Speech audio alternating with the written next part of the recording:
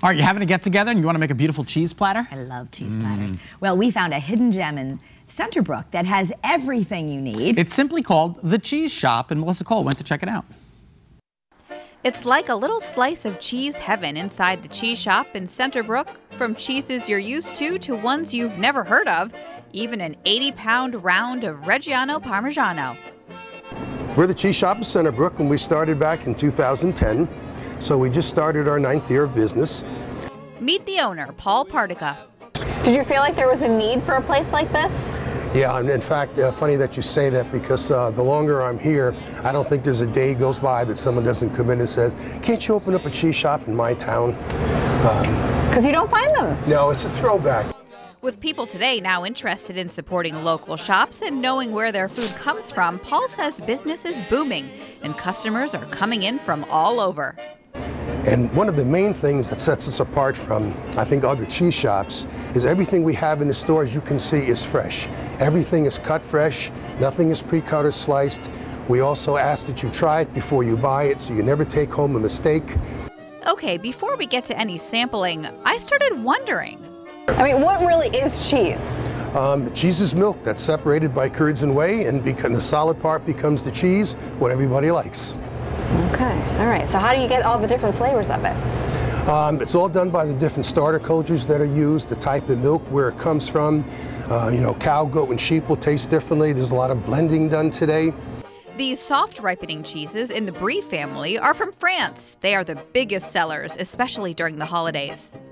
Short shelf life. They come in about 30 days old, and you have about 3 or 4 weeks, and that's it, and they're gone. On the other end of the spectrum is this Reggiano Parmigiano. This one here is the, right here, that's the 4-year-old cheese. Same cheese, just a matter of age. They get sharper with age. Wow, so it's fine to eat it as it ages. Absolutely. And depending on how sharp you like it, the older you better. All right, so if you really like Parmesan Reggiano and you want to buy this entire wheel, how much? This is about $2,000 for that wheel. $2,000. And I'm sure it'll last you at least a week.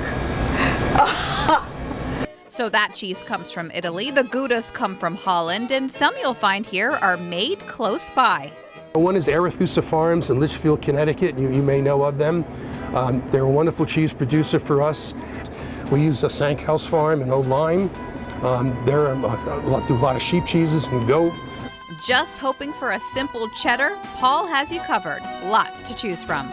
Stag's cheddar is from Sheboygan, Wisconsin. And like I always make a joke that I just love saying Sheboygan.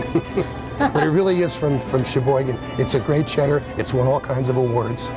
There's even a section of lactose-free cheeses. Almost any cheese that becomes over 6 months old becomes lactose-free. At that point, the lactose turns into lactic acid, and it's usually a lot easier for people to try. Paul gives me a Gouda with undertones of butterscotch. Okay, now this one is the... This is the XO. This is the old man. This is the sharp one, and you will taste the crystals right away. Oh, yeah. And people like that little crunch. Mm-hmm. Definitely sharper. Yep. So if people have an issue with lactose, they can still come and enjoy lots of cheeses. Yeah, there are quite a few. Also around the shop are meats and crackers and snacks, anything you need to make a beautiful cheese platter. And lots of frozen foods, too, to bring home for dinner. One of my favorite pies is the sausage and apple, which you can use for breakfast or just a nice dinner. Yum.